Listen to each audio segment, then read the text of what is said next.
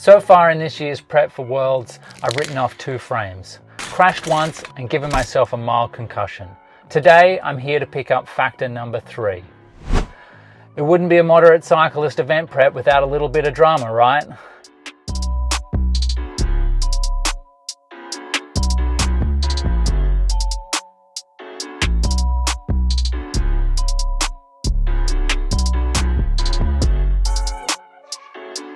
Hey mate, welcome. Hey Camilla. How are you? How are you doing? I'm good. It's good to see you. Good to see you too. I have something for you. Ah, finally. Yeah. Let's make this one last a little bit longer.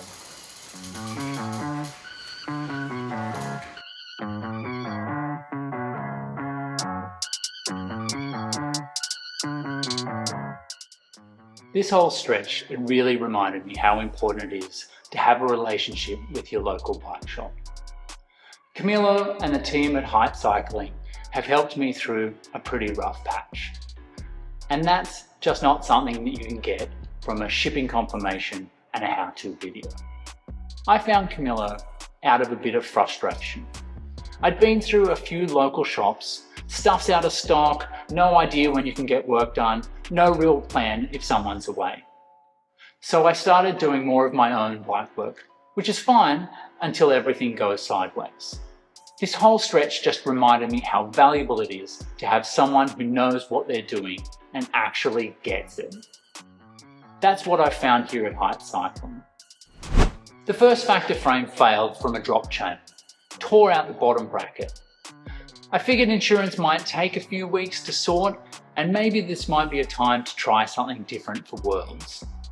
So we pulled the old Bianchi Sprint out of retirement and swapped the Durace and Black Ink kit onto it. It's not World Tour ready, but it's good enough to keep the wheels turning. I spent the next few weeks deliberating over a cornucopia of options.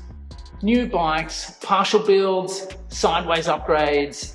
Some weren't available in time for Worlds. Others were, and others were completely ridiculously priced. I had the factor frame set sitting there in the box, listed on Marketplace. Eventually, a close mate gave me the nudge. Pull the listing, build it up, get it done. Better the devil you know, right? So here we were, Wednesday, decision made. Can I have it for a race on Sunday? How's Friday? Amazing. I picked it up, dialed it in, and got one good ride in, some pre-race openers. It felt great to be back on a familiar bike. 18 hours later, I'm rolling out to West Head Road Race, Cat B. First race back, and the energy was, let's say, feral. A month of rain and everybody cooped up, people were eager, twitchy even. But I was feeling good, sitting in easy, following moves without getting out of the saddle.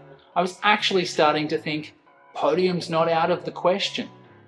5Ks to go, the grades are washing together. I see a rider up the road glance over his shoulder. I think, surely he won't. He does.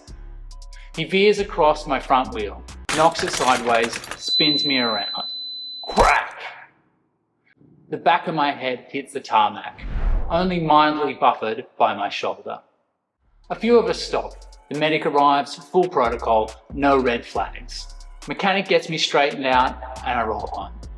But the next day, fogginess, headache, a little bit like a hangover. I'd never been concussed before. Honestly, I didn't know what to expect. But with a bit of research, it was a textbook mild concussion. Luckily, everything stayed in the mild and manageable category. I was able to self-administer a cautious return to ride protocol. A week indoors, zone 2, a few squirts of tempo. Solo outdoors after a week, intervals after 10 days. Timing-wise, it could have been worse. I was kind of due an easy week anyway. As for the bike, plenty of visible damage, but I thought the frame had probably made it through. Then Camilo takes a closer look and goes, You're not going to like this. Frame toasted. Wheel set toasted. Vela sure are gonna love me. Which brings us to today, frame number 3. Let's hope that this one lasts longer than 2 days. This wasn't the plan. but I think we're still on track.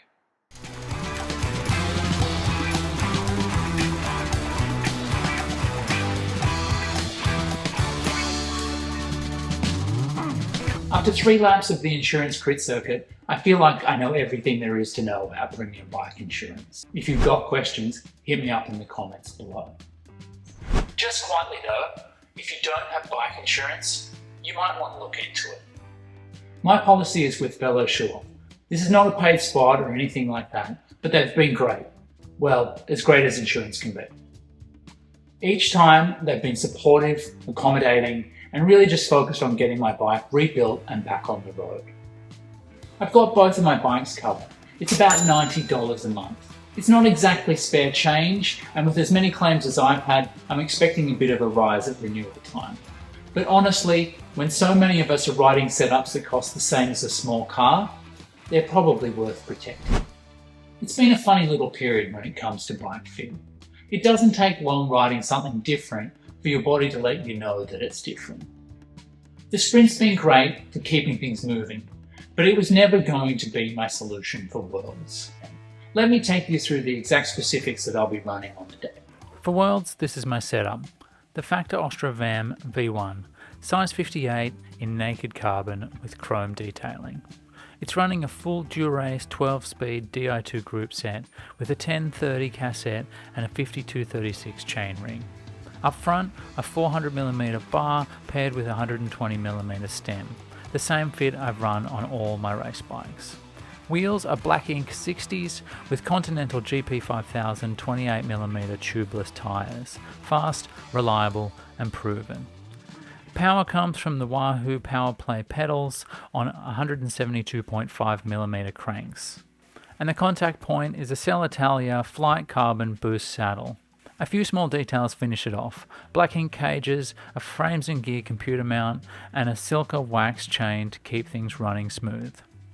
Altogether, it's light, efficient and dialed, ready for the world start line. Okay, now for a potentially spicy topic.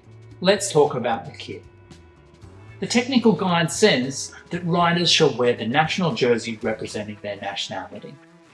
You've got a bit of freedom in how you interpret that, but I elected to go with the official Australian jersey, which has been produced by a great Aussie brand, Pedal Mafia.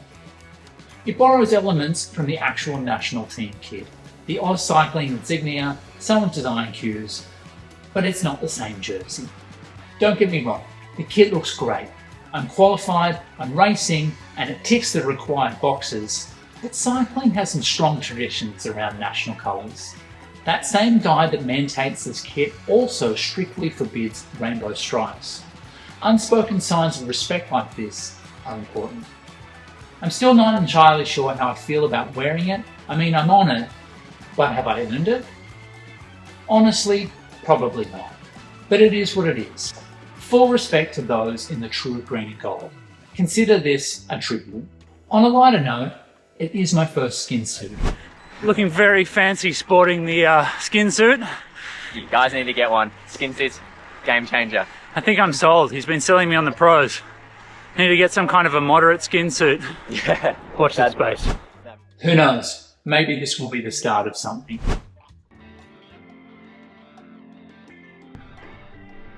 Okay, let's get this thing out on the road and talk a little bit more about my training plan and the actual race.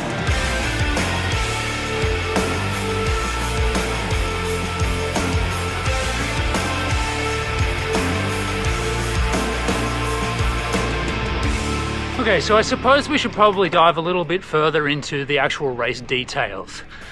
So this is the World Gran Fondo Championships. It's very much an amateur event. It's got the UCI banner all over it, but don't get it twisted, it's not pro by any means. Every year it's held somewhere different around the world. This year it happens to be held in Australia. In a little city near Melbourne called Lorne. It features the Great Ocean Road, which is a really scenic and picturesque location. It may seem slightly familiar, it's because it's running on the same course and the same time as Amy's Gran Fondo. The course is about 130 kilometers with a touch under 2,000 meters elevation. What is unique about this course is the fact that it starts with a 20-minute climb. Straight out of the gates, you're going uphill it's a pretty long climb. To put in perspective, the front of the race is probably going to get around this course in around about 3.5 hours. That's pretty damn quick. Looking at some rough start line numbers, the field is fairly dramatically cut. I think it's around about 40% down on attendance on last year. Last year was in Denmark, obviously brings everyone in from Europe. Being down in Australia makes it a little bit harder for people to get to.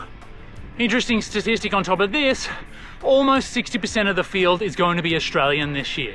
So that's going to change the dimensions of the race a lot. But don't think that that's going to make for an underpowered field. 24 out of the 25 top finishers from last year are going to be in attendance.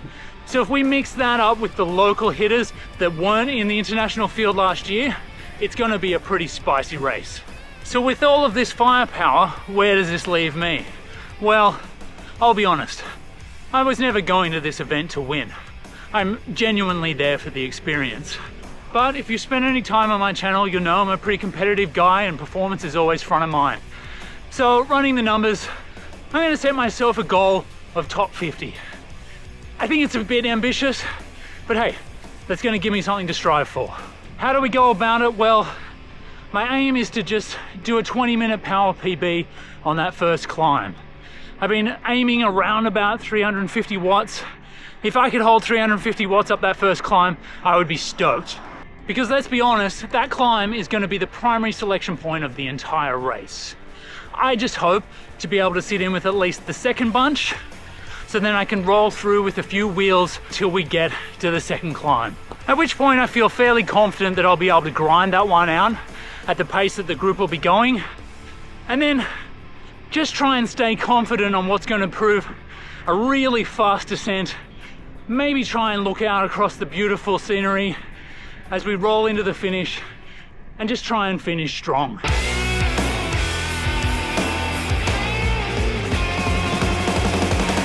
Okay, so here's the part I know so many of you are interested in, the training plan. I've been working on around about a 10 to 12 week training plan. I'm getting to the pointy end now, just with a few weeks out, but it's been divided into 3 blocks. The first block has been an FTP block. It's a lot of sessions that just focus around extended durations at about 105% of FTP. The key sessions here have been 6x5s with decreasing recovery in between, Steven Sailor's 4x8 minute blocks. Even the recovery days have been slightly different. Where I would do normally a zone 2 ride, I've been spicing them up with sprints intermittently throughout, which just gets that heart rate up and trains the recovery a little bit better. This conveniently rolled into a rest week with my crash at the West Head Road Race. Then we moved into the second block, which was VO2 max focused. The weeks were really focused around 1 or 2 sessions, and the rest of the week was just making sure that I actually had the energy to hit those key sessions. One of the more challenging sessions was 130% of FTP over-unders that then rolled into an increasing ramp basically until fatigue. Conveniently, this block also aligned with the start of Swift Racing League, which if you've ever done any of those before, you'll know that they're a VO2 max session waiting to happen. The final block is just all about race prep. As Steven said, it's all about bathing in TSS as we come up to the event. For me, this has been about getting off the trainer and getting out on the road, syncing up with some local club rides, and getting out with a bunch of hitters on the weekend for an all-out slog. In the last week before tapering, I might even load up some Zwift Climb Portal 20-minute style climbs first thing in the morning, just to get my legs and my body in tune for pulling out that kind of effort at that time of day. I can tell you one thing for sure, gee, it's nice to be back on a proper racing bike. The sprint's been great, nice trip down memory lane, but there's something to be said for an integrated cockpit and a much lighter frame set.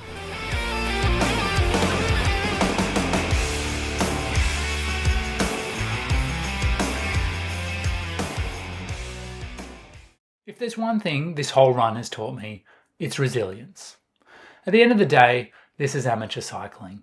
The balance can get thrown off by crashes, broken bikes, illness, life, you name it. The trick is keeping the wheels turning and finding a way to get back each time. I'm feeling good heading into Worlds. I'm excited, a little bit nervous, but I'm ready to see what I can do on the day. I'm also really excited to kick off a partnership with Height Cycling. They've been in my corner through all of this, and I genuinely wouldn't be here without them. If you're in the area, make sure you pop in and say hello. This video is kicking off my multi-part Road to World series, so if you haven't already, make sure you subscribe and not miss out. The race video and full recap are still to come, and I'm probably going to drop a few reels on Instagram between now and then, so keep an eye out. Have you ever raced the World Gran Fondo Championship before? How did you end up? Have you ever done Amy's Gran Fondo before? Do you have any tips for the course? Leave them in the comments below. Other than that, folks, until next time, see ya!